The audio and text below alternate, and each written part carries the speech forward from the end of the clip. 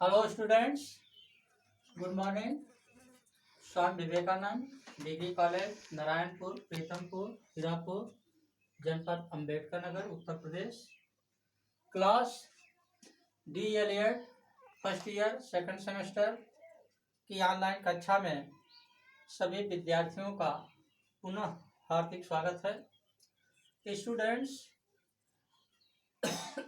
आज हम अध्याय 2 शिक्षा के उद्देश्य इसी टॉपिक का शिक्षण करने वाले हैं। शिक्षा के क्या उद्देश्य हैं? शिक्षा में बालक किसी अंत या उद्देश्य के लिए अग्रसर होता है। इस कार्य में विद्यालय तथा विद्यालयेतर शिक्षा में बालक किसी उद्देश्य के लिए अग्रसर होता, आगे बढ़ता है और उसके इस कार्य में विद्यालय और विद्यालय के बाद, विद्यालयेतर मीन्स विद्यालय के बाद का वातावरण उसकी सहायता करते हैं।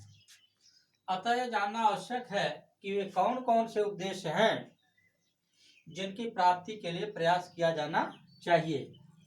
शिक्षा में रुचि रखने वालों के लिए आवश्यक है कि वे शिक्षा के उद्देश्यों की अवधारणा, कॉन्सेप्ट ऑफ एम और उसके निर्धारक के आधार, शिक्षण के उद्देश्य, इन सारी चीजों से अवगत हों, उन्हें इन चीज की जानकारी हो। उद्देश्य की अवधारणा, निर्धारण के आधार और शिक्षण उद्देश्य। तो दूसरा टॉपिक हमारा जो है स्टूडेंट्स, वो है उद्देश्य की अवधारणा, कॉन्सेप्ट ऑफ एम। उद्देश्य शब्द की व्युत्पत्ति है, यानी उद्देश्य शब्द जिन शब्दों से मिलकर बना है वो है उत धन देश। ये संज्ञावाची कृदंत रूप से बना हुआ है। तो उत धन देश बराबर उद्देश्य। उत का अर्थ होता है ऊपर की तरफ तथा दिश का अर्थ होता है दिशा दिखाना, अर्थात ऊपर की ओर दिशा दिखाना या उच्च दिशा का संकेत करना।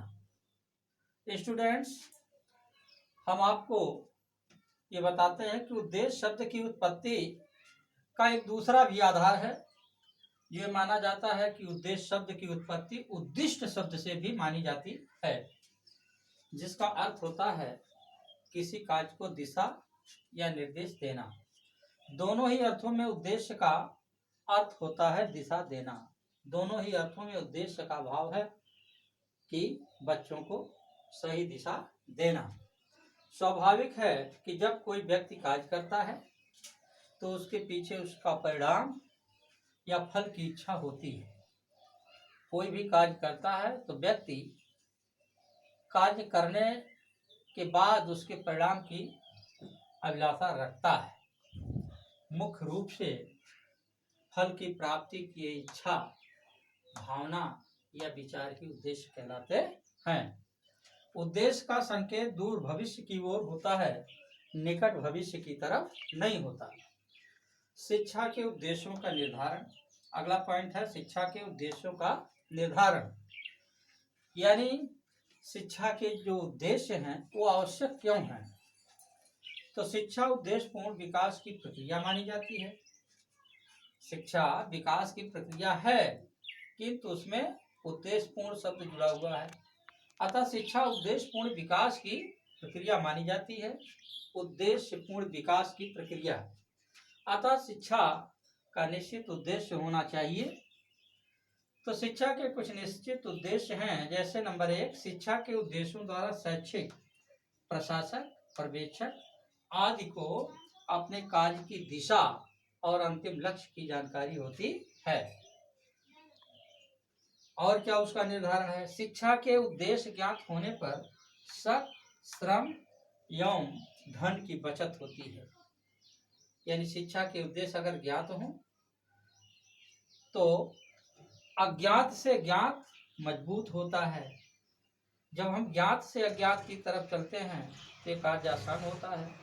अज्ञात से जब ज्ञात की तरफ जाते हैं तो उसमें शक्ति, श्रम एवं धन अधिक लगते हैं।